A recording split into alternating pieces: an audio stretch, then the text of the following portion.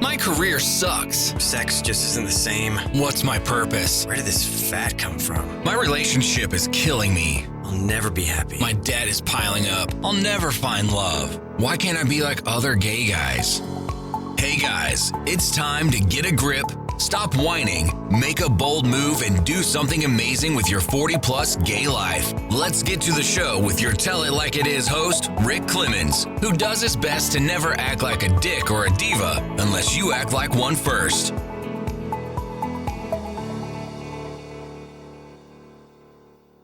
Well, it's time for another episode of 40 Plus Gay Men Gay Talk. And today I have to tell you, it's been a while since I've gone back to the roots of coming out. And I have known today's guest probably a little over a year, maybe a little bit longer. And when we had these conversations early on about his journey, it was really touching to me to go, oh, here's another guy that I know is just yearning and trying to figure it out and wanting to do it in a right way and trying to figure out all those pieces to, like, he knows it's not going to be perfect, but he's going to give it his best damn shot to make sure it works the way it is. And we're a good ways down the road now. He's got his own podcast, which we'll talk about. But what I wanted to share with you, all of you who are listening, yes, some of you are like, I don't need to listen to a coming out journey. I'm going to invite you to tune in because there's some things that I feel like you're going to go, oh, I never thought about that. Or, oh, that makes sense. And especially you guys that may be in the midst of this whole thing. My guest, Mark Dembo, and I have both come out later in life, and him a little bit later than I did, but it involved family, children, wives, work, all of that stuff. And that's where we're going to take this really just honest, insightful, probably vulnerable conversation today. And Mark, you know already from the bottom of my heart, I'm really happy you're here. And I'm really happy where you are personally too. I mean, I know it was what, a year and a half ago? Probably at least when we first had our probably about, I would say, about a year and a half ago. And I'm really thrilled and honored to be here and share my journey with you and all the listeners. You know, you said this before we came on. I remember that first call really specifically. I mean, every time I see a Facebook post or something, and I always go back, like, you know, a lot of vulnerability, a lot of like, hey, Rick, I'm not sure. You were out somewhere where you could have the conversation and not be caught up. And, you know, I'm going to assume so much has changed. Like, you probably feel much freer to just talk about who you are and all that sort of stuff. So completely. We're going to start like kind of present day. If you could describe like some feelings you experience right now, what are some of the greatest and still most, I didn't expect that, some feelings that show up for you in your present life as an out gay man? Yeah. You know, there's so much to that, Rick. I think so much of it, the best way I can probably describe it, and this unfolds, I'd say, every day in so many different ways. All the years of my life that I was not out, denying to myself who I was, and being hidden, I didn't realize how much energy in my life I was spending hiding who I was. And that continues. I mean, from the moment I woke up one day and I literally looked at myself in the mirror and said, dude, you are gay. Own it. Yeah. It was like a weight was lifted off my shoulders that I didn't even know I was carrying. And through the journey, there's been other weight that's been put back on, dealing with family, my wife. What do I do now? Am I going to go and live this double life? But where I am today, and I was saying to you before we came on, I look at my life today and go back to when you and I first talked a year and a half ago. I was still living at home. I was out to my wife, but we were still trying to figure out what we were going to do. I had to go somewhere and find a place where I could talk to you in private.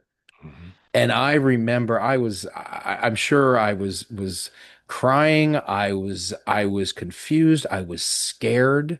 Yep. And now, I'm not going to say that there aren't moments where I wake up sometimes I'm like, what the fuck did I do to my life? Exactly. I mean, there are definitely those moments, or there's this surrealness of like, is this my life now? Mm-hmm. Mm-hmm. Well, Um, there's a interesting freedom. Like, okay, the freedom feels really great. And then there's yeah. also like, oh, so it's okay for me to do this, you know? Yes. One of the Yes. greatest moments, and people who've listened to my podcast know I was a big hoe. I'm just going to be honest. I was a hoe the whole time I Mm. was in the closet. And then suddenly when I came out, I'm like, oh, I don't have to be a hoe. And it was kind of like, oh, I enjoy it. I'm never gonna say I don't enjoy sex. Still do at 60, almost 62 years old. But there was this like, oh, I have permission to do this now. Now what the fuck do I do with this? Yeah. Because there was almost, and actually I've done some really deep work in sexual eroticism and everything. And one of the latest experiences I had in training around that was like, there is that piece that for some people, the thrill of the hiding is the charge of the sexual Yes. enjoyment. Yes. Yeah. Yeah. And so starting to unpack those things, I think that was one of the biggest things for me, Mark, was when I started to unravel like, oh, okay, wow, sex was good, but man, sex was really good when I was like, oh, sneak around, get it off real quick. Sometimes not get it off real quick. There was a few times it's like, oh, this was fucking amazing. Shit, I gotta go home now. But I can tell just in the little bit you and I have been able to interact over the past few months, I've noticed a peace in your demeanor, a Yeah. peace of mind, your facial Oh my expressions, God. all of that. Yeah. Oh, absolutely. In fact, I earlier today, I was on the phone with a friend of mine. Mm-hmm. And we were talking about, kind of just our lives and where we're at. And he's been going through a tough time. He's in the middle of actually getting divorced from his husband. Mm-hmm. And it's actually interesting. This is a guy who I went to high school with.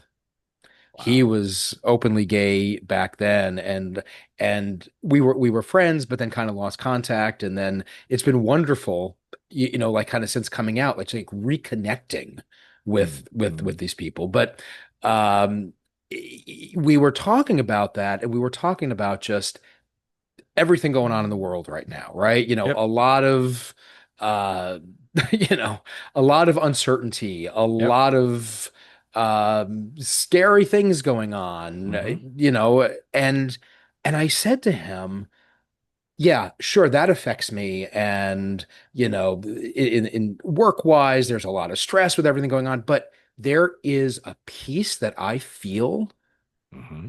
that enables me to get through every day, and more than just get through the day, but to say there's a peace, there's a serenity, if you will, Mm-hmm. that didn't exist before, that just allows me to deal with other stresses. It doesn't Yeah. make everything else go away. It's not like, oh my God, I came out and now life's Right. perfect. No, No. that's not the case. Mm. But I'm being who I am. I'm me. I'm not trying to be some version of me that isn't Mm-hmm. authentic. One of my And that clients makes a huge recently difference. said it does make a huge difference because there's this shift. Like there's almost like this openness that like, oh, I can be this. And what I saw, and I've seen this numerous times through my work, is when that openness shows up in this part of life, it starts to show up in other parts of life too. Oh One of my yeah. most recent clients said, the juicy sensuality of authenticity is what I feel more. And I'm like, okay, that's a mouthful, but I get it. I get Yeah. it because it is a juiciness. There's something just so tantalizing in a soulful flavor way of, oh yes, to feel that, to taste that, to breathe that, to be it. It's not every day. I'm going to be honest. I've been out now, gosh, 1999. So 30 some odd years later, something like that. And there's moments, especially given the current situation in so many Sure. spaces right now, but I don't regret it. I'm much more cognizant of, how I want to show up in the world. I know I'm fully exposed. There's nothing hiding me, right? I do this podcast. I've got books out there. I'm not a, it is what it is at this point, right? Absolutely. Yeah, Nor would I go hide. That's the other right, piece of it, right. We went And to the No Kings rally, and I had a sign that says, "My queer crown trumps his fear crown any day of the week." And it was pretty bold to say something like that. I thought it'd get more reaction. My husband had a better one. He goes, "We live in wine country." He goes, "In slow, we drink wine, not Kool-Aid." I'm like, "Okay, bitch, you won up to me with that one. That was pretty damn good." But it is an interesting thing because I never used to quote. I kind of went through a phase, Mark, where like I came out. I was probably much more out than my husband was when we first met. Not that he was hiding, because he'd been out since he was 20 something. But I was like, "Hey, honey," or I'd touch him in a store, and not that he pulled back, but I could tell that was yeah, new for him. yeah, Right. yeah. Now in this day and age, I think most people are like, "I'm going to be who I am." But I found myself now being a little more, I don't know if cautious is the right word, probably aware. Like my awareness level of what I do in certain spaces, given the crazies that are out there these days, you never know. I'm probably more aware of it, but I also really love it when someone else almost helps it along. There were people at the rally that, like, one guy turned to me and said, "I love your sign." And he goes, "Is that your husband's?" And I said, "Yes." It was just, and I didn't know this guy from anybody. So I think sometimes those are the things that really push us into these spaces of, let's embrace the yum. Let's really Absolutely. Oh, that is so true. And one thing I'll put out there, and I always say this is like, when I share my story, it's like, look, this is my story, this is my journey. It's not for me to say this is the right way to do things, right? Everybody's got to make their own decisions, what's right for them. Everybody's story is different. But I know for me, when I first came out and when I told my wife and told our family and gradually told friends, I remember saying, I was like, I don't feel the need to go and shout it to the world. I don't need to go post on Facebook, "Hey world, I'm gay." Right. Guess what I did 7 months ago? I posted on Facebook. And I came out to the world. I posted on LinkedIn and came out to the world. I remember LinkedIn. I was like, whoa. Yeah. I was like, yeah. And you and I hadn't really talked we hadn't really interacted. I'm like, oh, this is interesting, because he went from and I'm like, okay, he's here. He's arrived. Not in a bad way. No, because you know what part of it was? So much of it was, hey, if I'm going to truly be who I am and be the best version of myself of who I am, right? Because I'm coming out later in life, I want people to know this is the real me. This is me. This is my real self. And absolutely. And I've also written a lot about this on LinkedIn, that I have found in my role in the work world as a leader, it makes me a better leader because I'm able to be vulnerable. And there are times when I'm like, wait a minute, maybe I'm pushing it too far. But then I'm like, you know what? I don't care. I don't care. And I think the beauty of this is that's what works for you. And I'm so glad you set it up that way. Exactly. Yes. Because I'm more than willing to be who I am, but I'm not telling somebody else, here's how you do it. In fact, the interesting thing, Mark, when I started the coaching, what drove me into the coaching was guys like, well, just tell me what to do. And so I'm like, okay, well, here's what I did, and here's what I did, and here's what I did. And then they were like, oh, okay. And as they started saying, oh, okay, I'm like, wait, I'm really being challenged to step into this coaching, but I'm like, I think I need some tools. I think I need some things. And one of the most profound things once I started getting certified as a coach is you don't give advice. Right. Right. You help people unearth. And that's kind of what I did with you. We won't go deep into that, but that's kind of what I pushed you to. Yeah. Like, I want you to go find your own answer to this. Yeah. Because to me, that's what a powerful coach therapist will do, is they will help you Right. go find that. Coaching obviously is more about, we're going to push you momentum wise, like, okay, what do you want to have accomplished by here? And we're always forward momentum, like, get these things accomplished. But the key that I've found with every person I've coached, whether it's about coming out or something else, you already have the answer. It's in there.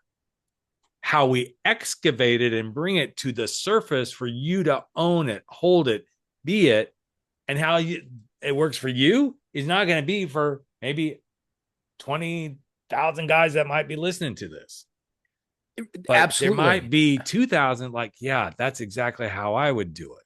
Yeah. And that's the beauty of the coming out journey, is how, at least for me, I learned so many things around, oh, now that affects this part of my life. And now, oh, I'm going to start standing up more in team meetings about certain things. I'm going to start having a voice. I'm going to do it in this way because as a leader, so you brought that up, what I know is with my team, if I'm hiding anything, I'm telling them, oh, it's okay to hide. But when I'm fully transparent, and I use that word a lot, almost probably too much, but I will say to my team, I'm going to be really open, transparent, and vulnerable right now. Here's something I noticed. I screwed this up.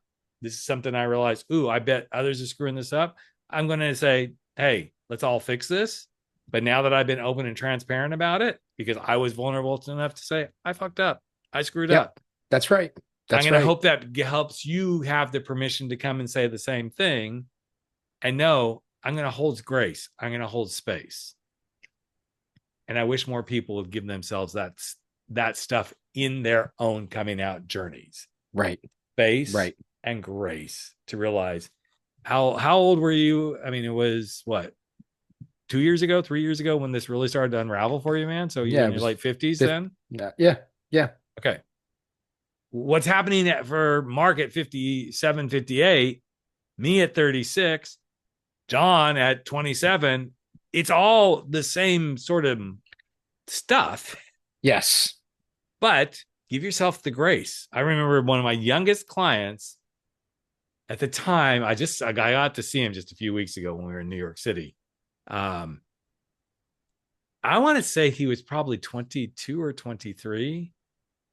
And he was working through this. He had been engaged to a girl and then broke off the engagement. He's like, I'm just so far behind. Of course, I wouldn't say, bitch. You think you're far behind? You're not even close to being far. Yeah. But in that day and age, when kids are coming out at 8, 9, 10, 12, 14, the pressure was on him. Yeah. So what are some of the things, I know that's probably come up for you. What are some of the things that you've worked through in your own beautiful way about, I'm late to the game? Yeah, that's a great question. And I love what you said about giving yourself the grace, because there have been so many times throughout this journey where it's easy to what comes up, and the other point, no matter when you come out, and I do think it's easier for younger generation than it used to be, although maybe not in the current environment as much as it might have been. It's still hard because you are still doing something that is not part of what society expects, or right. And look, I've also been very lucky. I live in the New York City area, where I'm surrounded by very progressive, open environment. If you're in other areas, it can be even more difficult. But I think for me, along the way of that journey of kind of like figuring it out, it's again allowing yourself that grace to be able to say, I don't know all the answers, to be in that, oh my God, what do I do next? What does this mean? And also to not be afraid in some ways to say, I'm got to put myself out there. And that could be anything. And I don't mean just about, going and hooking up and whatever. I mean, but there was something that shifted for me, that once I was able to say, this is who I am, that I felt more comfortable saying, you know what, I'm just going to go walk into a gay bar by myself. Mm-hmm. I mean, let alone a gay bar before, I wouldn't have done that on my, like, not even a gay bar, just into All a right. bar by myself. It's like, I can't do that. Right. And recognizing that, hey, wait a minute, it's okay. Right. It's okay. Um, and saying, hey, if there's also something I'm not comfortable with, that's okay too. Right. Yep. And the one of the best things, we were, my wife and I, when after I came out, we were seeing a couples counselor. And actually, now that we are separated, we actually still see the couples counselor. Mm. Not as often as we did, Sure. but she's really helped us, forge, okay, what does our relationship still look Mm-hmm. like? We're still a part of each other's lives. But she said to us from the get-go, take things slow. Mm-hmm. And I think in hindsight, from the moment I came out, we probably both knew where we would end up, Mm-hmm. but it enabled us to learn together. It Mm-hmm. enabled me to learn about myself. So I think that's one of the key things I've learned along the way is take it one day at a time, one thing at a time. And if it's a bad day, all right, there's tomorrow, Yes. and you got to just keep going. It's an interesting observation you have there because this again is this is what worked for Mark. Some people aren't going to have the Absolutely. privilege of taking it slow because their spouse is going to be so pissed off, like, get the fuck out. I don't want Yep, to see. that is true. Now, however, I'm going to invite anybody listening to this. I would still invite you, okay, even if that's happening in your own mind, take it slow. Yes, there's a lot of stuff transpiring. I mean, I was out of the house within like 48 hours. But then we came back together because she needed the time to like kind of process a little bit. We tried to make it work like, okay, you're going to live here. I'm going to live here.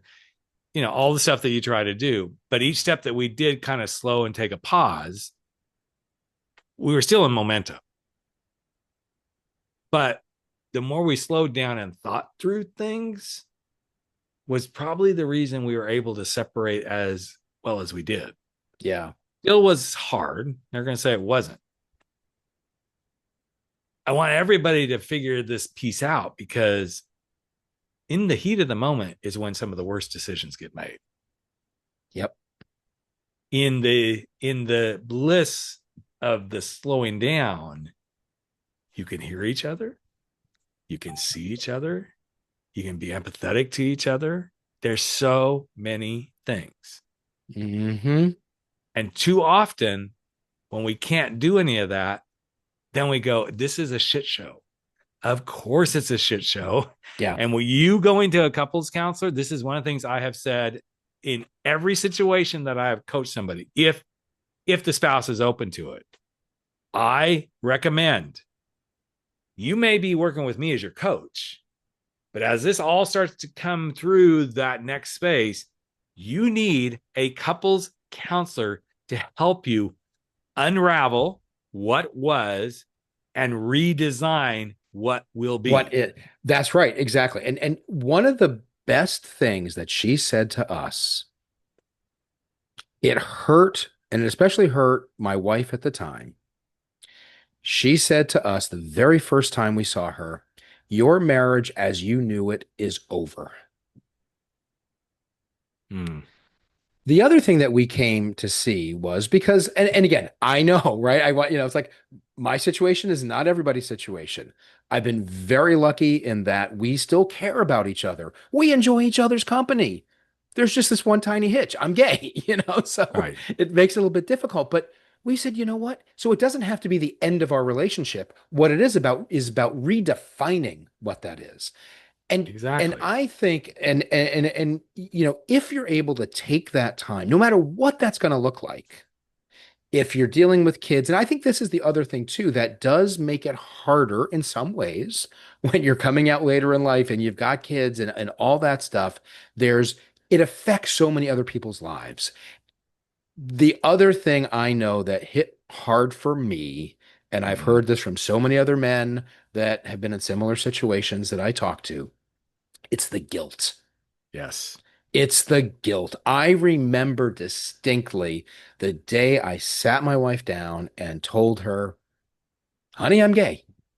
Mm. I knew I was throwing a hand grenade into our life, into her Well, of life, especially. course. She wasn't asking for any of this. Right. But what I've also learned and I continue to work on is that doesn't mean that I am wrong and bear guilt because of who I am and the need to live my life as who I am. And it's about balancing that and finding the space to have the empathy for what she's going through, but to say, hey, you know what? I've lived a life of being a people pleaser, and I Right. know so many of us fight that, and I know you've talked a It's lot about that. huge. It's like I continue to work on that every single day. That is one of the biggest pieces of the puzzle. This is Yeah. I talk a lot. I know you've heard me say that. I think I probably even brought it up when we were talking about you coaching with me. These are the pebbles in the shoe that take a long, long, long time to go away. Yeah. And it may never go away. But I think the It difference may is not. I now know when that's starting to hit me, and I can say, okay, Mhm. wait a minute, Mark, take a pause, Yes. take a deep breath, take a step back. Again, kind of take it slow. What's interesting is there's kind of two different stories going here. I know I haven't really opened up about it because most of the guys that listen to this have heard this, but you have what I would consider a working friendship relationship with your ex. Me on the other extreme, I have an acknowledgement. We don't have a relationship. I can't even, other than a year ago at our daughter's wedding, as I said, my daughter's wedding, you know, screw up there, our daughter's wedding. We had a brief conversation or two. And here's the thing, I don't feel guilty about that at this stage. We have moved into a space where we acknowledge each other. We know, we can't deny that each other exists until we don't exist, so to speak. But it's not going to help anything to continue to be headbutts. Right. There was a lot of Right. years and there were a lot of years that we weren't headbutts. But at the end of the day, and maybe it's because I grow older and wiser, I'm almost 62. Where does that get us? Right. Where does, you said something really beautiful at the very beginning of this conversation about energy. Oh my God, if I could bottle all the energy of being pissed off at people and like, you just need to get me, you need to understand. If I had that all bottled up, I would probably if I could drink it all now, I'd probably look like I'm 20 years old because that energy would be so fulfilling to all the anxiety, depression, Yeah. worry that I put my body through. And I know Mm-hmm. many guys that have been through this, and some of you that might be listening. I don't think Mark and I either one are going to say there's anything easy about this. But when we layer on the anxiety, the trying to figure it all out, the trying to get it done quickly, the rushing forward, okay, and there's a lot of codependence that happens in these kind of relationships. Let's just go there because you've been with somebody for so Oh long. my God. Yeah. Okay, so it may not be deep codependence, but a lot of time it is because there's a certain lifestyle. Many people in these situations, the spouse has not worked. There's been nothing but raising the family, being the family. And I'm not saying they didn't work because that's work. Let's just be honest about that. But suddenly the collision is they don't have any identity because, oh, wait, I've been wife, mother, wife, mother. Who the hell am I now? I've seen it on the flip side too. When a woman comes out, the guy's like, well, who the hell am I now? Right. But the energy that gets in all of that is such a strain on the system, strain on our psyche. It's no wonder that people resort to extreme sexual behaviors, drinking, drugs, Sure. depression. And this is why I think it's so important to hear things like what we're talking about today. I'm never going to say my life is 100% freaking perfect. But if I were to roll back today to then, this is like a freaking miracle, man. this is like a cakewalk. There's different things now, as I'm aging, the newest things that are coming up for me is like, okay, what does happen in 10, 15, 20 years when we're old enough to go, hey, where are we going to live in a retirement center? What if they are homophobic?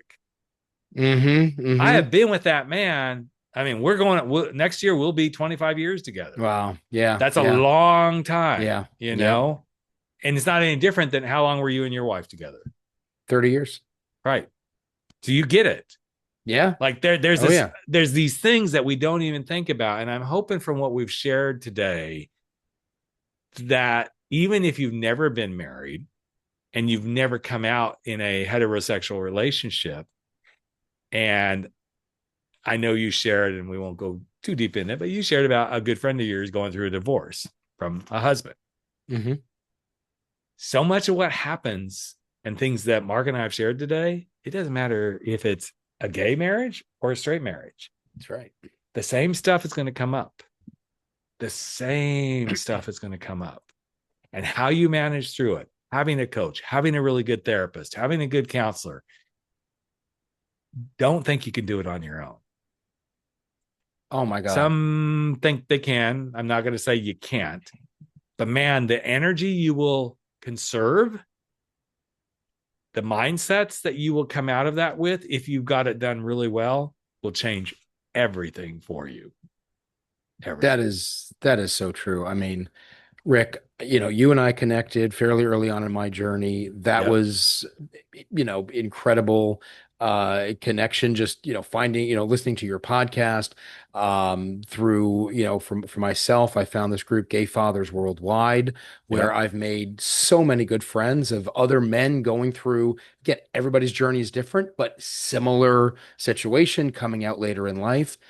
I don't think I could be where I am now. And I'm not trying to say I've got it all figured out, but the progress I've made in living my life without all that support system, that truly has been life-changing. But that's the thing. The support systems, I think, are the key element here, is to realize you're going to find your own support system.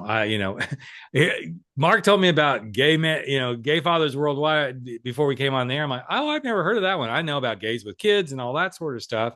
I also know about, what's the other one? Gay men. It's gay men gay men still with wives. Well, there's also husbands out to wives. Husbands out to wives. Yeah. There's also Gamma is another group. Is another one. Yeah. Yep, exactly. There's so many flavors of how you get support. I would just invite everybody to think about that. Yeah. I actually believe in this one. I'd have to go figure it out. I actually think there's a group about gay divorced men, like gay married gay men now divorced. There's a whole group. There's a whole gay widowers group that a lot of my friends are in, which, that tells me how, you don't have to be old to have a widow, but these things are so important to our journey. Yeah. And I love that you came and you shared. What's your podcast? Because I know you and who's your cohort there? So really my co-host, Brian Janes, we co-host a podcast called Coming Inside Out. And it, our primary focus is talking about our journeys, guys coming out later in life, having kids, but we're really finding it's been interesting because some of the feedback, some of the emails, comments that we get, not all. I mean, we've got some younger guys that have been listening, but really the focus is kind of sharing some of the challenges we face, everything from what's it like to go out and start dating at this point in your life, and how do you figure out, are you a top? Are you a bottom? Are you verse? Are you what? Are you? That's a whole right? show in and of itself. Oh my God, that's a whole show. I tell you what, that has been one of the biggest journeys in itself. Like figuring it out, and then so 20 some odd years ago, and now who I am sexually now versus who I was when I came out, big difference. Yeah, what I enjoy doing, what I don't enjoy doing. I mean, okay. cute, young, hot guy with a great ass. Okay, I'll do my best. I'll do my best to pound that thing. But there are times I'm like, the ones who are like, just fuck me, daddy. I'm like, well, yeah. okay, well, daddy would like that, but you're going to get one round if you're lucky today, But it is. There's so many interesting journeys, and I love that you came to share. I truly appreciate you, man, and love the candor, the honesty, because so many guys think, oh, I'm the only one. No, and that's it. You're not. Mm-hmm. And okay, so if somebody wanted to find, I'm assuming they just go to any podcast outlet to find. Absolutely, yeah. Out. We're on YouTube or Spotify, Apple Podcasts, any podcast app you can find us. Coming Inside Out. Cool. Yeah, we encourage you to check it out. Yeah, awesome. And guys, thank you for being part of our world and listening. We're gonna do a little more frequency on this, because I'm getting some guys saying, "Hey, you used to talk about coming out stuff." I'm like, yes, that's when I had Life Uncloseted. I had a whole other podcast about that. But there's a surge. And even in these crazy times, guys, there are guys that are like, if I don't do it now, it's never going to happen. And it's in fact, some of the crazy times is actually driving certain guys. I just did some complimentary sessions with a couple of guys like, you know why I'm saying I want to do this now? Because I want to join the movement. I want to join the movement against this bullshit. And I'm like, high five. I wanted to give him a hug, but it's hard to do that through Zoom. I've tried. I've broken a few computers doing that with them. Anyway, well, thanks, Mark, so much for being here, man. And thank you all for being listeners. Keep doing what you're doing out there in the world, and listen to my podcast, listen to Mark's podcast, other podcasts. There's so many really amazing podcasts. Gay Men's Brotherhood is another one. I think that's one. Gay Men Going Deeper. I love their stuff as well. We're all a community here for you. And again, man, I really appreciate you being here and sharing yourself today. Well, thanks. This is great. Appreciate it, Rick. That's a wrap for 40 Plus. Gay men, gay talk, where size doesn't matter. We drop our bullshit, get over our screwed up fears, make bold moves, and live life without apologies. Don't forget to join us on Facebook at 40 Plus, Gay Men, Gay Talk, where the conversations continue.